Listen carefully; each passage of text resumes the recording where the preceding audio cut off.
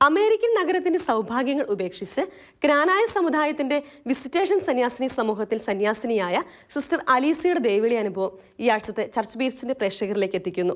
കുഞ്ഞുനാൾ മുതൽ തനിക്ക് ക്രിസ്തുവിന്റെ മണവാട്ടിയായി തീരണമെന്നുള്ള തീവ്രമായ ആഗ്രഹമാണ് സന്യാസ ജീവിതം തെരഞ്ഞെടുക്കുവാൻ തന്നെ പ്രേരിപ്പിച്ചതെന്ന് സിസ്റ്റർ അലീസ ഷെക്കീന ചർച്ച് ബീറ്റ്സിൽ പങ്കുവച്ചു. 6 മക്കളിൽ ഏറ്റവും മൂത്തവളാണ് സിസ്റ്റർ അലീസ. അമേരിക്കയിൽ നിന്ന് +2 പൂർത്തിയാക്കി 18-ാം വയസ്സിലാണ് അലീസ സന്യാസ ജീവിതത്തിലേക്ക് കടന്നു വന്നത്. +2 പഠിക്കുന്ന കാലയളവിൽ അലീസയ്ക്ക് അമേരിക്കയിലെ ട്രിനിറ്റി കോളേജിൽ നിന്ന് ഉപരിപഠനത്തിനുള്ള സ്കോളർഷിപ്പ് കിട്ടി. ഒരിക്കലും താൻ പോലും പ്രതീക്ഷിക്കാതെയാണ് തനിക്ക് ഈ സ്കോളർഷിപ്പ് കിട്ടിയതെന്നും തനിക്ക് ലഭിച്ച ആ സ്കോളർഷിപ്പിനേക്കാൾ താൻ വിലമതിക്കുന്നത് ക്രിസ്തുവിന്റെ മണവാട്ടി ആയിരിക്കും എന്നതാണെന്നും സിസ്റ്റർ അലീസ പറയുന്നു. $60,000 സ്കോളർഷിപ്പ് എനിക്ക് പഠിക്കാനായിട്ട് കിട്ടി. അതിൽ ഇമ്പോർട്ടൻ്റ് എന്നെ സംബന്ധിച്ചിടത്തോളം എല്ലാം ഒരു ദാനമാണ്. ദൈവം തരാതെ ഇതെനിക്ക് കിട്ടില്ലെന്ന് എനിക്ക് നല്ല ഉറപ്പുണ്ട്. ഇത് കിട്ടിയത് തന്നെ ഞാൻ പോലും വിചാരിക്കാതെ കിട്ടിയ ഒരു ഓപ്പർച്യൂണിറ്റിയാണ്. അത് ഐ ബിലീവ് അത് ദൈവത്തിന് വേണ്ടി കൊടുക്കാൻ വേണ്ടി ദൈവം തന്ന ഒരു അവസരമായിട്ട് മാത്രമാണ് ഞാൻ ഇതിനെ കണ്ടത്. അതുകൊണ്ട് അതിനോട് നോ പറയുന്നതിൽ എനിക്ക് ഒത്തിരി ബുദ്ധിമുട്ട് അനുഭവിക്കേണ്ടി വന്നില്ല. ഉപരിപഠനത്തിനായുള്ള സ്കോളർഷിപ്പ് ഉപേക്ഷിച്ച് സന്യാസ ജീവിതം തെരഞ്ഞെടുക്കുന്ന കാര്യത്തിൽ മാതാപിതാക്കൾ എതിർപ്പറിയിച്ചുവെങ്കിലും അലീസയുടെ സഹോദരങ്ങൾ പൂർണ്ണ പിന്തുണ നൽകി. അതിന് മെയിനായിട്ട് 2 കാരണങ്ങളാണ് ഉണ്ടായിരുന്നത്. ഒന്ന്, അവർ ഒരിക്കലും വിശ്വസിച്ചിരുന്നില്ല എനിക്ക് നാട്ടിൽ വന്നിട്ട് കണ്ടിന്യൂ ചെയ്യാൻ പറ്റുമെന്ന്. അപ്പോൾ അവർ പറഞ്ഞത് ഒരു മാസത്തിനുള്ളിൽ എന്തായാലും തിരിച്ചു പോകണം, പിന്നെ എന്തിനാ ഇത്രയും ടൈം വേസ്റ്റ് ചെയ്യണമെന്ന്. പിന്നെ രണ്ടാമത്തെ കാരണം എന്ന് പറയുന്നത്, ഞാൻ സ്കൂളിൽ പഠിച്ചുകൊണ്ടിരിക്കുന്നപ്പം എനിക്കൊരു സ്കോളർഷിപ്പ് പ്രോഗ്രാമിൽ കിട്ടിയായിരുന്നു. അപ്പോൾ ആ സ്കോളർഷിപ്പ് പ്രോഗ്രാം വഴി എനിക്ക് ഒത്തിരി കോളേജസിൽ അപ്ലൈ ചെയ്യാനും ഒത്തിരി സ്ഥലങ്ങളിൽ പോകാനും പറ്റി.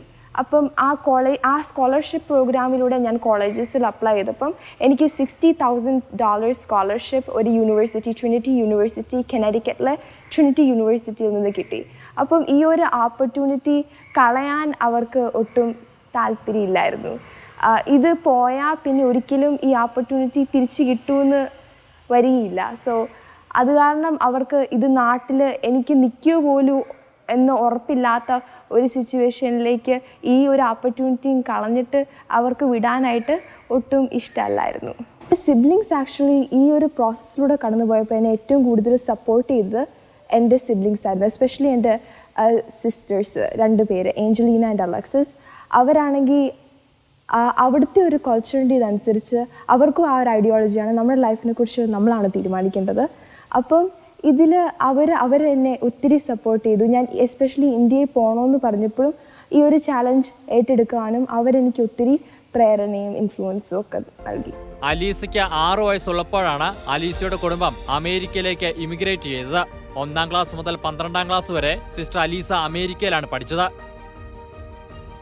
സ്ത്രീ ശാക്തീകരണത്തിലും വുമൺ എംപവർമെന്റിനും കൂടുതൽ ഊന്നൽ നൽകുന്ന ക്നാനായ സന്യാസിനി സമൂഹമാണ് വിസിറ്റേഷൻ സന്യാസിനി സമൂഹം എന്ന തിരിച്ചറിവും ഷിക്കാഗോയിൽ സേവനം ചെയ്തിരുന്ന വിസിറ്റേഷൻ സന്യാസിനി സമൂഹത്തിലെ സന്യാസിനിമാരുടെ ജീവിതവുമാണ് സിസ്റ്റർ അലീസയെ വിസിറ്റേഷൻ സന്യാസിനി സഭ തെരഞ്ഞെടുക്കാൻ പ്രേരിപ്പിച്ചത്.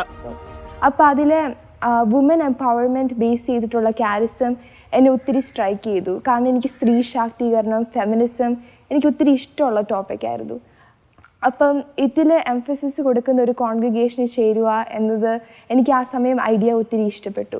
പക്ഷെ നാട്ടിലേക്ക് വരുന്ന കാര്യം എനിക്ക് വളരെ സ്ട്രെസ്ഫുൾ ആയിട്ടുള്ള കാര്യമായിരുന്നു. കാരണം ഞാൻ അധികം പോയത് പിന്നെ ഞാൻ അങ്ങനെ നാട്ടിൽ വന്നിട്ടേ ഇല്ല. ആകെ വന്നിട്ടുള്ളത് 10th പഠിക്കുമ്പം 2 ആഴ്ചത്തേക്ക് വേണ്ടി മാത്രം ചുമ്മാ ഒരു കാഷ്വൽ വിസിറ്റ് മാത്രമേ ഉള്ളായിരുന്നു നാട്ടിൽ നടത്തിയുള്ളൂ.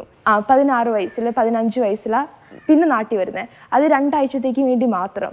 അപ്പോൾ എനിക്ക് ഒട്ടും നാട് ഇഷ്ടപ്പെട്ടില്ല. എനിക്ക് അഡ്ജസ്റ്റ് ചെയ്യാൻ ഭയങ്കര ബുദ്ധിമുട്ടായിരുന്നു. അപ്പോൾ പിന്നീട് ഫോർമേഷൻ മുഴുവൻ നാട്ടിലാണെന്നുള്ള ആ ഒരു ഐഡിയ എന്നെ ഒത്തിരി ഫിയർ ചെയ്തു. എനിക്കൊത്തിരി പേടിയായിരുന്നു അത്. പക്ഷേ ആ സമയം ദൈവം ഒരു ശക്തി തന്നു. അപ്പോൾ ആ ശക്തിയിൽ ബേസ് ചെയ്തുകൊണ്ട് ഞാൻ ഈ ഒരു സ്റ്റെപ്പ് എടുത്തു. അലീസയുടെ കുടുംബം അമേരിക്കയിൽ സ്ഥിരതാമസമാക്കിയിട്ട് 17 വർഷം കഴിഞ്ഞു. അലീസ ഇപ്പോഴും അമേരിക്കൻ പൗരത്വമുള്ള ഒരു സന്യാസിനിയാണ്. തനിക്ക് ഒത്തിരിയേറെ പേർ സുഹൃത്തുക്കൾ ഉണ്ടായിരുന്നുവെന്നും അമേരിക്കൻ നഗരത്തിന്റെ ആഡംബരത്തിൽ വീണുപോകാൻ ഈശോ തന്നെ അനുവദിച്ചില്ലെന്നും അവന്റെ മണവാട്ടി ആയിരിക്കണമെന്ന ആഗ്രഹം ക്രിസ്തു സാധിച്ചു തന്നുവെന്നും സിസ്റ്റർ അലീസ പങ്കുവയ്ക്കുന്നു. ചെറുപ്പം മുതൽ അലീസയ്ക്ക് സന്യാസ ജീവിതത്തോടായിരുന്നു താല്പര്യം. ഈശോയുടെ സ്വന്തമാകണമെന്നതായിരുന്നു അലീസയുടെ ആഗ്രഹം. ഷിക്കാഗോ രൂപതയുടെ കീഴിലുള്ള ക്നാനായ ദേവാലയത്തിലായിരുന്നു അനുദിന ദിവ്യബലിയിൽ പങ്കെടുക്കുവാനായി അലീസ പോയിരുന്നത്. സിസ്റ്റേഴ്സിനെ കാണുമ്പോൾ അവരെ പോലെ തനിക്കും ഒരു സിസ്റ്റർ ആകണമെന്ന ആഗ്രഹം അലീസയുടെ ഉള്ളിൽ തീവ്രമായി കൊണ്ടിരുന്നു. ചെറുപ്പം തൊട്ട് എനിക്ക് ഒരു സിസ്റ്റർ ആവണമെന്ന് നല്ലൊരു ആഗ്രഹമായിരുന്നു. ഞാൻ ഈശോയെ കണ്ടിട്ടുള്ളത് ഒരു സ്പൗസൽ റിലേഷൻഷിപ്പ് ആ ഒരു വേയിലാണ്. അപ്പോൾ ഈശോയുടെ സ്വന്തമാകണം. ഞാൻ ആക്ച്വലി പള്ളിയിൽ പോകാൻ തുടങ്ങിയതും പ്രാർത്ഥിക്കാൻ തുടങ്ങിയതും ബൈബിൾ വായിക്കാനും തുടങ്ങിയതും ഒരു സിസ്റ്റർ ആവണമെന്നുള്ള ആഗ്രഹം കൊണ്ട് മാത്രമാണ്. സിസ്റ്റേഴ്സിനെ കാണുമ്പോൾ എനിക്ക് ഉള്ളിലൊരു ഭയങ്കര ഒരു ആനന്ദം ഫീൽ ചെയ്യുമായിരുന്നു. പക്ഷേ ഇത് പുറത്തങ്ങനെ ഞാൻ ആരോടും പറയാൻ എനിക്ക് ഇഷ്ടപ്പെട്ടില്ല. കാരണം യൂഷ്വലി എസ്പെഷ്യലി ഷിക്കാഗോ കൾച്ചറിൽ നമ്മൾ പുറത്തങ്ങനെ പറയുമ്പം അവർ വേറൊരു ഐയോടുകൂടിയാണ് നമ്മളെ നോക്കുന്നത്.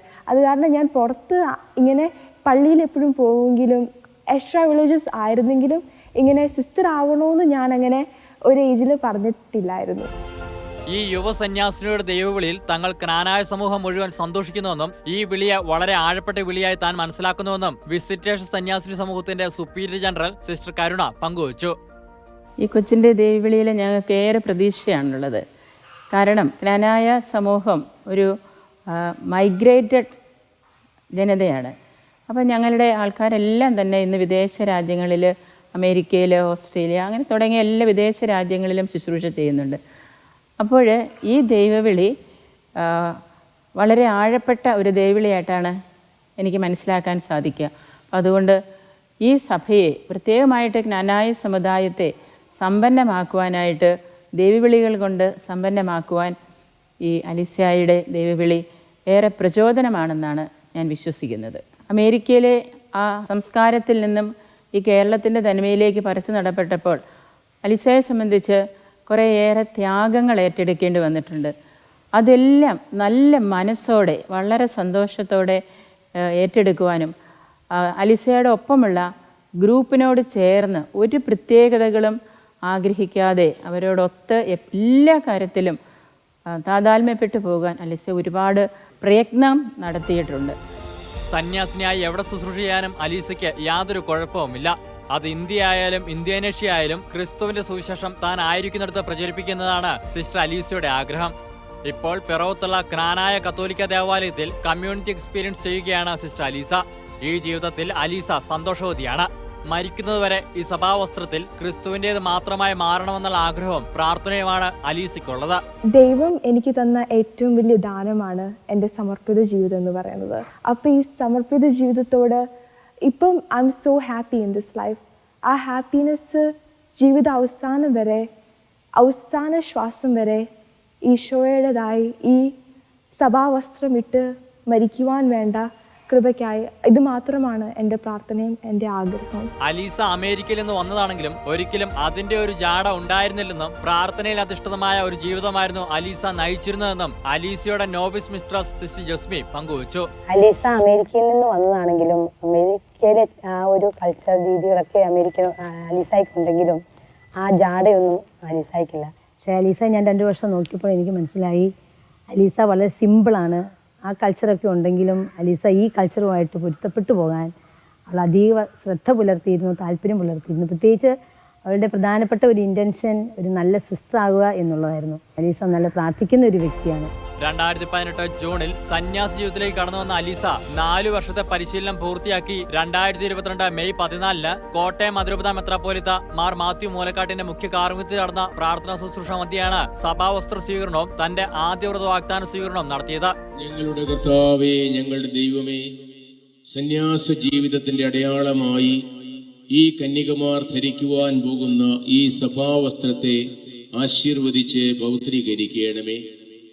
ഇത് അങ്ങയോടുള്ള സ്നേഹത്തിന്റെയും വിധേയത്വത്തിന്റെയും സ്നേഹ ശുശ്രൂഷ ചെയ്യുവാനുള്ള സന്നദ്ധതയുടെയും അടയാളമായിരിക്കട്ടെ.